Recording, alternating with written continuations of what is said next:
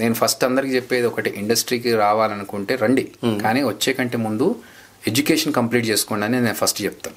చదువు అనేది చాలా ఇంపార్టెంట్. ఆ నాలెడ్జ్ ఉంటే దాన్ని సినిమాలో చాలా యూజ్ చేసుకోవచ్చు. మనకు ఒకటి చెప్తున్నప్పుడు మనకున్న చదువు వల్ల వచ్చిన నాలెడ్జ్ ద్వారా చాలా విషయాలు ఎక్కువగా అర్థమవుతాయి. రెండోది, ఫైనాన్షియల్గా ఇక్కడ స్టెబిలిటీ ఉండదనేది నేను ఖచ్చితంగా చెప్తాను సినిమా ఇండస్ట్రీలో. So financial planning secondary source of income అనేది కూడా ఖచ్చితంగా ప్లాన్ చేసుకోవాలి. నేను అన్న విషయం ఏంటంటే, జాబ్ వదిలేసి నేను సినిమాల వైపు వచ్చాను.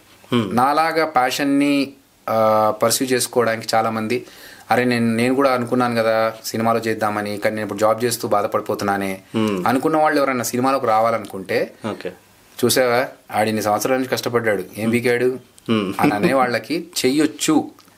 చూడు, అతను జాబ్ చేసుకొని వదిలేసి ఇండస్ట్రీకి వెళ్ళినా కూడా, ఫైనాన్షియల్ సెటిల్మెంట్ అన్ని చేసుకున్నా కూడా సక్సెస్ సాధించగలిగాడు అనేది ఒక ఎగ్జాంపుల్గా చూపించి, అలా రావాలనుకున్న వాళ్ళకి, ఎవరైతే ప్యాషన్ కోసం స్టార్ అవుతున్న వాళ్ళు ఇక్కడ రావాలనుకున్న వాళ్ళకి, వాళ్ళని డిసప్పాయింట్ చేయకుండా, అరే మాకు అక్కడికి వెళ్తే అతన్ని చూసి అమ్మో వద్దులే అని భయపడకుండా, ఎస్ మేము కూడా చేయగలుగుతాము, మాకు ఇన్స్పిరేషన్ ఆ పర్సన్ ఎగ్జాంపుల్గా ఉన్నాడు కదా.